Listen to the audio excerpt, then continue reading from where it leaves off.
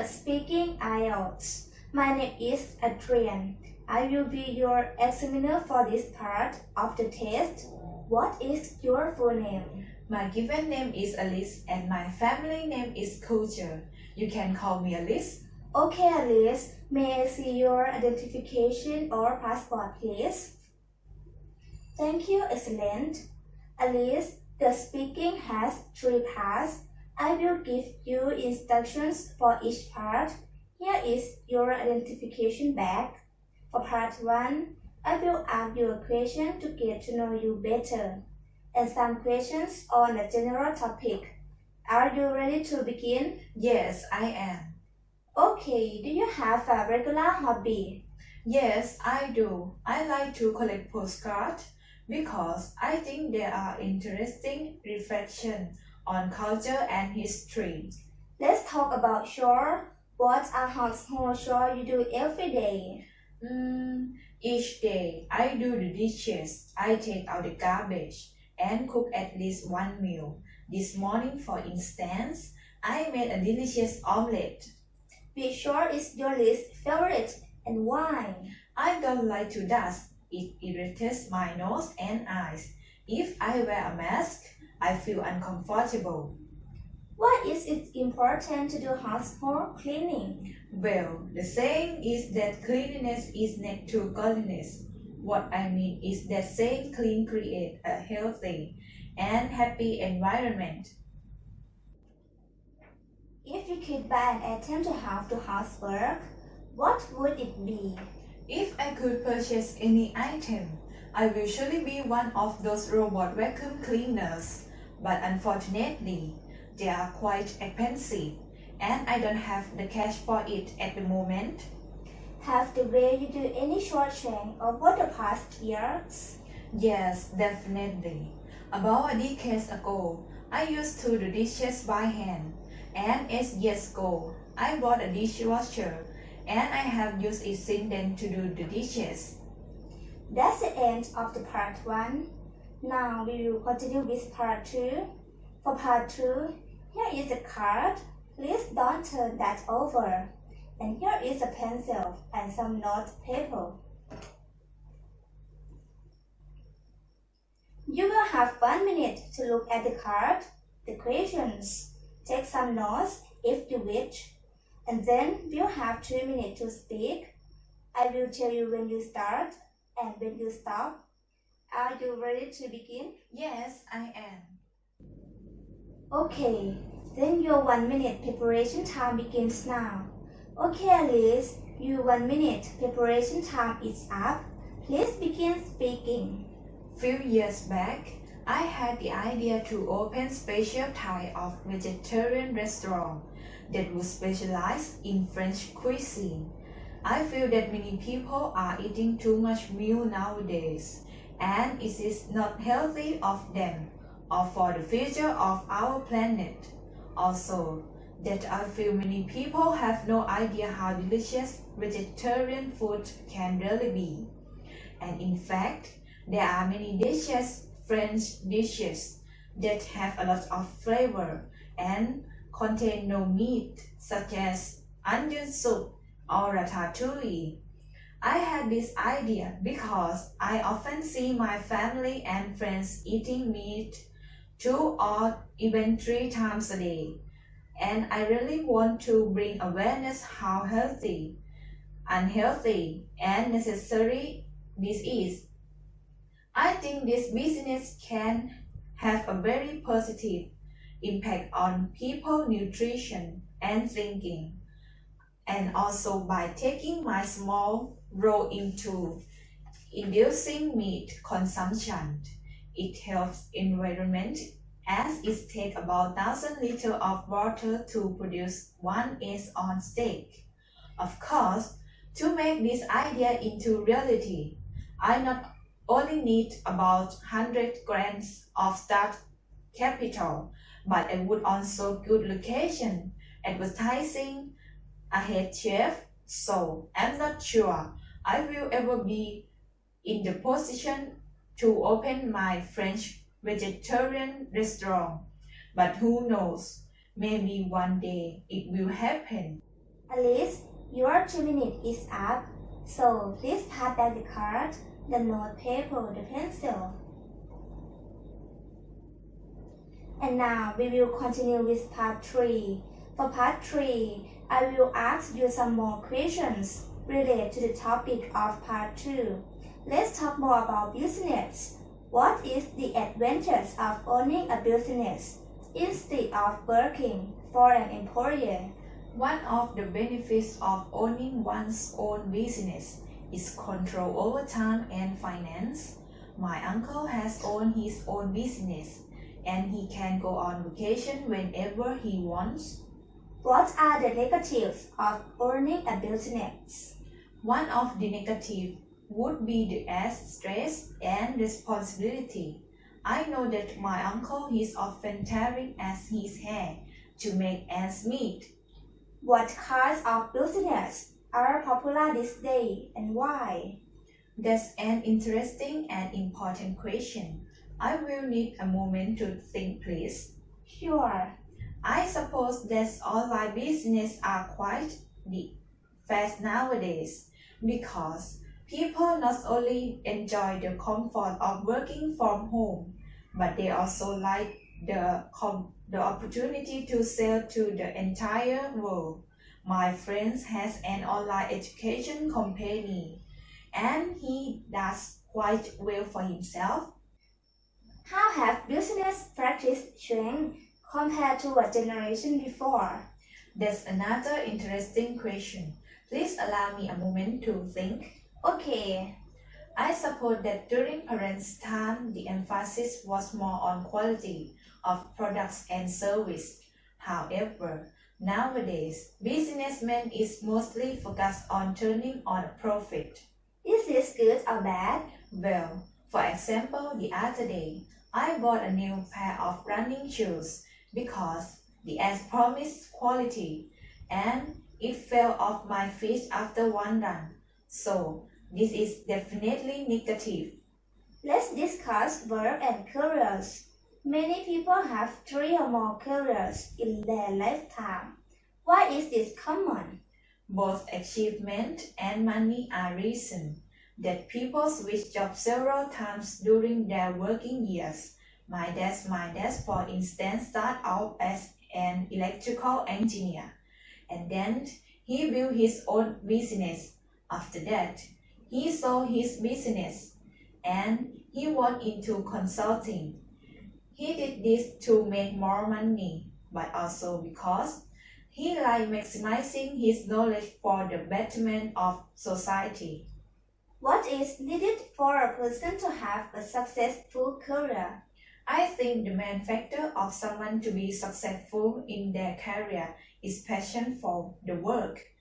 Being motivated by money is only not enough. What is the best way to achieve this?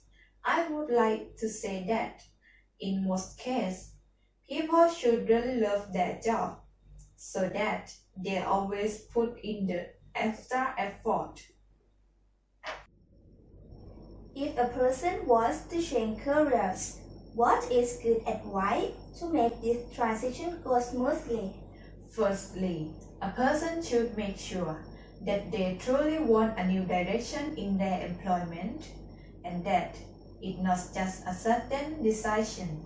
Secondly, they should remain in their current position before switching jobs so that they don't go into financial trouble. In my case, for example, I was offered a senior manager position before I gave up my administrative position at my last company.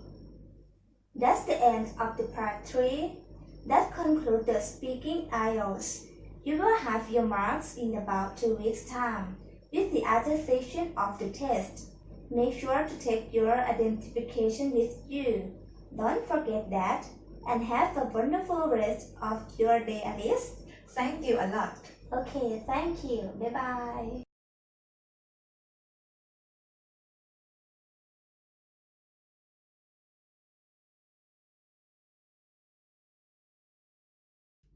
Welcome to the Speaking IELTS. My name is Roberta Oliver.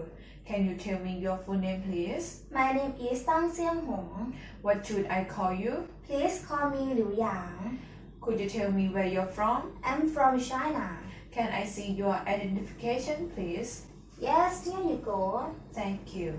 Now, in this first part, I would like to ask you some questions about yourself. Let's talk about your study. Where are you studying at the moment? I'm studying at the Independent University in Madrid. My major is philosophy. How do you hope to use your study in the future? I hope to go on to complete postgraduate study, and then I'm interested in teaching at the university or maybe at another university abroad. What do you like most about your study? I love the fact that every day we have great discussions and debate at university.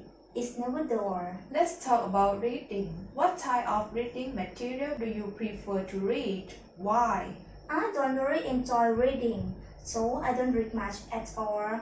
I suppose the material that I read most often is on websites and online material. Do you read as much now as you did when you were younger? Why or why not? I think I read more when I was younger, but not much more because I have never enjoyed reading. Where do you usually read? Why? As I mentioned, I usually read online, so it's either in my office and home or the laptop or at work. What do you like most about reading? Why? Well, I know I said I didn't like reading much, but the one thing that I enjoy is keeping up to date with new trends. So I suppose I do like that aspect of reading. Now, let's talk about relaxing. How do you normally relax? Why? I guess I relax by having a hot bath or doing some yoga on my mat at home. If I'm feeling very stressed out, then I usually need to switch off for a bit, so I watch some television. Have you always relaxed in the same way? I think I used to relax more by playing sport and also used to go to the beach just to think and try to relax. But I don't do that so much anymore because we don't live near the beach. Do you prefer to relax by yourself or with other people? Why? Most of the time I prefer to relax by myself, and then I spend time with other people because I don't like being stressed out around others. Do you think men and women relax in a different way? Why? Yes, I think they do. Yes, I think they do. I think that men relax more by playing sport and expressing physicality, while perhaps women relax by talking things through with friends or preparing themselves in some way. Now, I'm going to give you a topic, and I would like you to talk about it for 1 to 2 minutes. Before you talk, you will have 1 minute to think about what are you going to say, and you can make some notes if you wish. Do you understand? Yes, I understand. Here's some paper and a pencil for making notes, and here's your topic.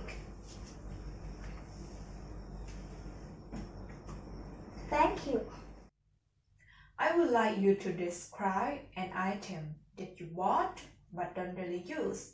Okay, I'm going to talk about a dress that I bought, which I hardly ever wear. The dress is black, which is usually a very useful color because it's so versatile. Anyway, I bought it when I was on holiday in London last year, and everything was on sale. I was with a friend of mine who has quite unusual fashion taste in the sense that she is quite wild. I guess much less conservative than my own taste in clothes.